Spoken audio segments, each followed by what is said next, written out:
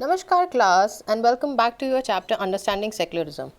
In the previous class we had discussed the meaning of secularism, how is it important for the state to separate from religion, the characteristics of Indian secularism, the ways in which Indian state intervenes into the matters of the religion to prevent any kind of a domination, difference between USA and Indian secularism. The last part of the chapter, we will be covering up examples of discrimination on the grounds of religion. So, let's have a look.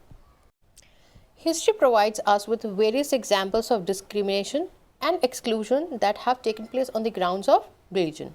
You must remember about Hitler, how the Jews were being persecuted in Hitler's Germany and how several of them were being killed. That was again an example of discrimination on the grounds of religion. Now, however, the Jewish state of Israel treats its own Muslim and Christian minorities quite badly.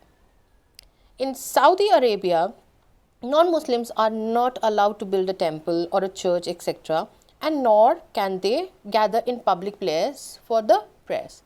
So, basically, these are two examples that you can see with reference to the discrimination on the grounds of religion. Another example that we will be referring today is of France. Something happened in France in 2004. In February 2004, France passed a law for banning for the students of wearing any kind of a conspicuous religious, political sign or symbol, such as a headscarf or a Jewish skull cap or any other Christian crosses as well.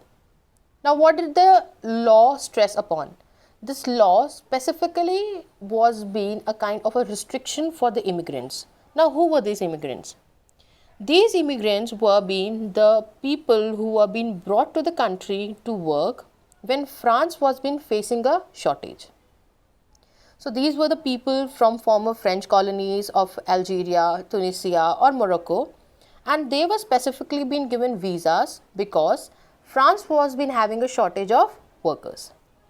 Now, the daughters of these immigrants often wore these headscarves while attending the school, and this led to the expelling of them from the school, because according to the law being passed, the students were being banned from wearing any kind of a religious or political sign or symbol, and wearing of these headscarves clearly indicated that they were promoting their own religion.